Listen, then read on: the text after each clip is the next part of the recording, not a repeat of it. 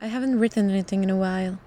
After my 1 year-long journey in the French mountains, I returned home to Prague, working on my little movie and thinking about life. Should I go back to university, finish my diploma, find a job, apartment? Seemed like the obvious choice. But no, I couldn't just return to my life as it was before and make the Pyrenees into a little chapter I'll be telling my friends about.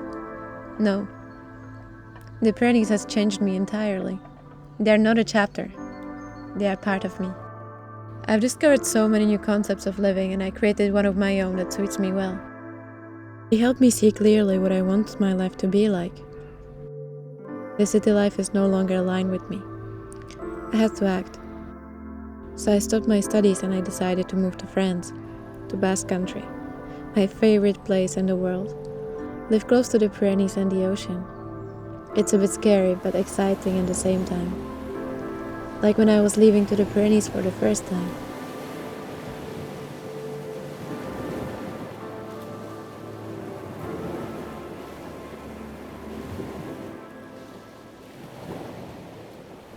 I guess I should learn some French now.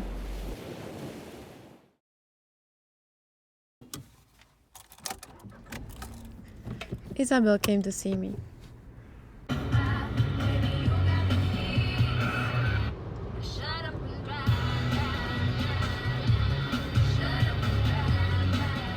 We met on the Camino de Santiago in 2019.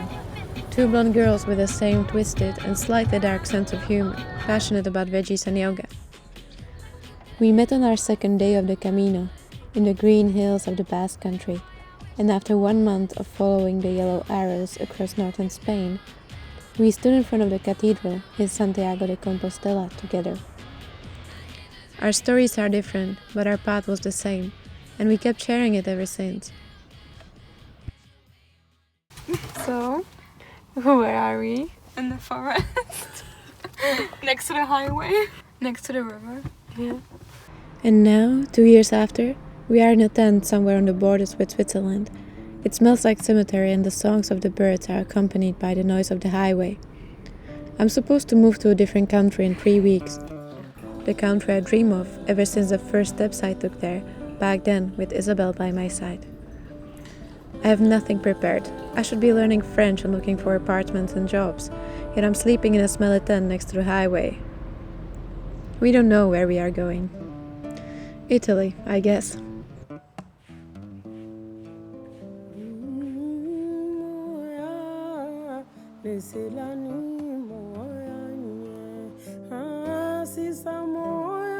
In the morning we swam in the lake and snacked on blackberries. In the forest, all the noise of my mind became quiet again. I felt nourished by nature. I was becoming alive again. From all the should-haves, I returned to the present. Because they're from Switzerland.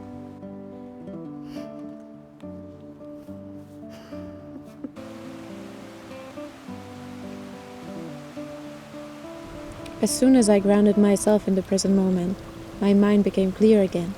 All that overwhelmed and scared me at the beginning became a challenge, an adventure, a goal.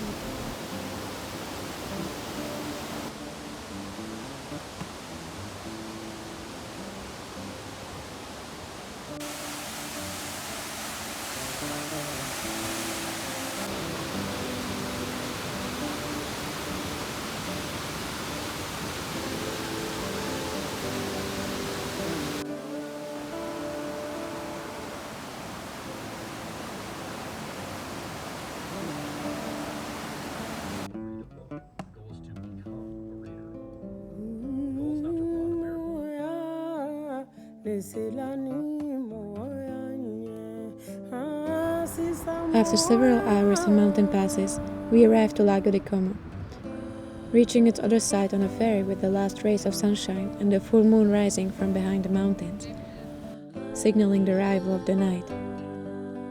We wanted to sleep on the top of the mountain, but the road was blocked, so we kept driving around like idiots until we decided to sleep in a hammock on a parking spot. We managed to sleep for a few hours, as well as to scare some French campers. So far, we were not so fond of our little adventure. It was tougher than we expected. We felt the pressure to enjoy it. We have the advantage of the freedom and time, so we should be happy and joyful. But no, pleasure is not what we felt. I keep reminding myself that should has no place in the sentence when it comes to emotions. That if emotion is present, it means it's here to be felt. And even if we break down and it's not all pleasant, well, it's not here to please us, but to build us.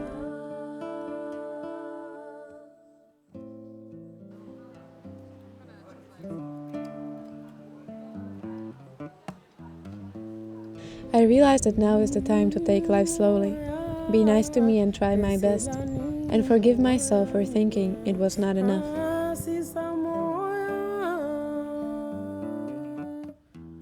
Often, I want everything now. I want to build a house overnight. I want to learn a language overnight. Yeah, not possible. Yet I feel incapable if I can't do it.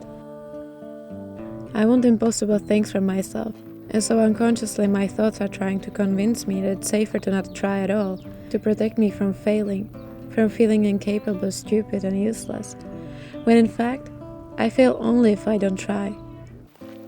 Proceed slowly, carefully, mindfully, other times intuitively and spontaneously, in your own way. It's not a chase, it's a journey.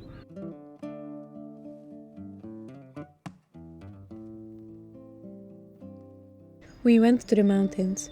The weight of my backpack helped me feel grounded, and the views reminded me of how beautiful life is, even if we have trouble to see it sometimes. That there are still places on this earth where I feel safe, where everything is alright.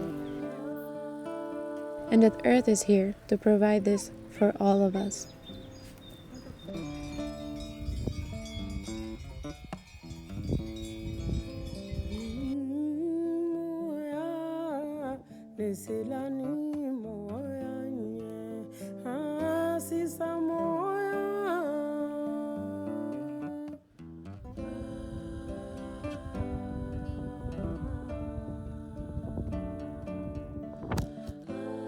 I believe that the key is to accept life as it is, not run away from it to some idealistic concept of perfection and nirvana, or whatever utopic state of your choice. Because it's that vision of where you should be, where you want to be, your ideals, your dreams that holds you from actually enjoying where you are at this very moment. You're doing much better than me. I'm not scared.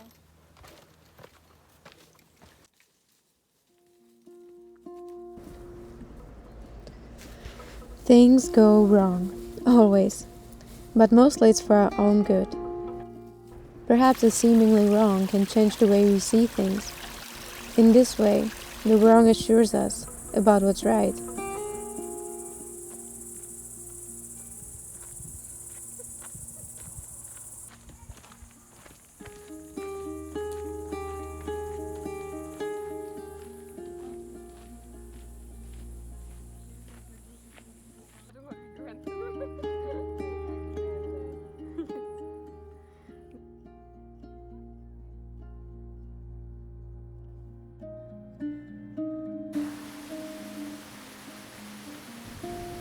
I got a message from someone on Instagram telling me that I lived a dream life. I wasn't sure what to respond. I had to think of the cold nights, of being tired, hungry and dirty, of all the days when I would walk under constant rain or snow without being able to sit down, of all my heartbreaks, of all my tears, sleepless nights and puffy eyes, of worrying about money and home, of my problems with family, of dealing with my anxiety and at this time almost daily panic attacks that can turn simple daily tasks into a challenge, of healing from a year's lasting depression and reminding myself daily to never again stop seeing the colors of my life, of my strength and of the beauty and love that surrounds me, and the hard yet beautiful decision of choosing to make a change for myself. And very good neighbors. What happened? They were making love next door. Just here, on this spot. Is the spot of love. Probably that's why we picked it.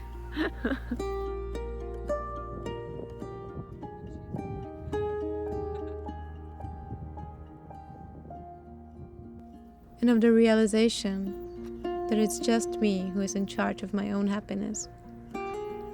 And that sometimes means simply accepting with open heart and utter vulnerability that I am not happy at all, and that there's nothing wrong with that. I'm not saying this for sympathy. What I'm trying to show you is that behind beauty there is a story. Perhaps less shiny, but I decided to love mine anyway. And you can too. Maybe yours was more painful than mine, or less. It doesn't matter. Whatever it was, I respect you for carrying it with you. It's yours, and it's what got you here, breathing today. And I think that's beautiful. Yeah, I'm lucky to call beautiful places my home, and exquisite people my friends and family. The dreamy views that I have to work hard for. Yeah, indeed, I post nice pictures. But my life isn't made out of nice pictures. There's a story behind them. The story of overcoming fears and challenges. The story of inspiring meetings with others, and after some quiet time alone with ourselves. And meeting the fact that sometimes being alone with ourselves might be the greatest challenge of them all. If only the picture could speak, would it still be the same? If you felt all the sweat and pain, maybe they would be less beautiful, but definitely more powerful. Life is like that, beautiful in its rawness.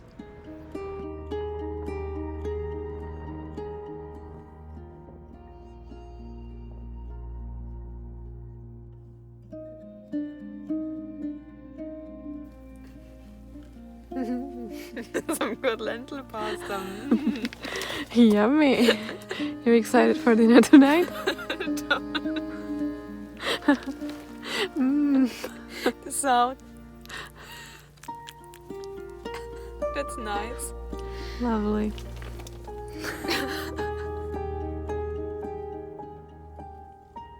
But you know, there is no coin without two sides, and the value is chosen by us, as well as the perspective from which we decide to look.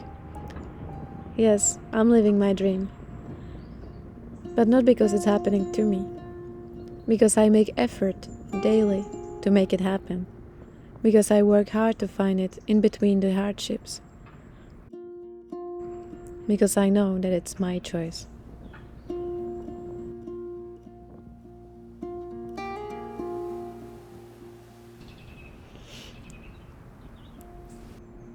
Life keeps going and we share the ride. And if I trust in its way, and I regularly take time to find peace and beauty within me, I am sure I will soon find it around me as well. Because the dream is always happening within, not around us. We're gonna have some pizza today, I guess. I hope. Yeah. Outside of us, it's just life. Not good, not bad. We narrate the story. It's in our power to create it. And what it will be depends on us. As if you were looking into the mirror, life outside reflects the life within you. So, who am I going to be? What do I want to see? You are everywhere you look, in the smallest grains of sand, in the people you meet, and the food you eat. If you don't like what you see, you don't have to change the place, but your state. And it's that state of mind that brings you to actions that are aligned with your desires. And where will that take you? I don't know, that's up to you. Narrate your own story. You can. Because we are creative beings. And the key out of the prison of I can't is start playing with our creativity. Going against what we are telling ourselves and turn it into I can. I can't run. I can't cook. I can't wake up early. Challenge your can't. Be creative with yourself. Move in a way you haven't. Run for no reason in your garden and do something unpredictable. Cook something great out of a cookbook that sits on your shelf for ages. Surprise yourself. And watch how you recreate your I can't into I can. Finally, being able is a decision. I choose to be able. For me, I choose is the most potent mantra I use to empower myself. Because when you act out of your own choice, you act from a place of your own power. Play like you are doing life for the first time. These limits are not part of us. They are part of the stories we tell ourselves. But underneath your story, there's just another existence.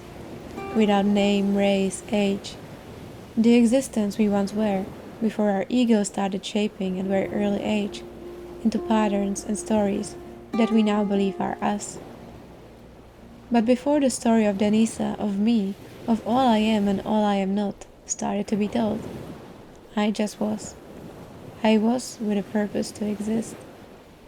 And that was enough. It still is.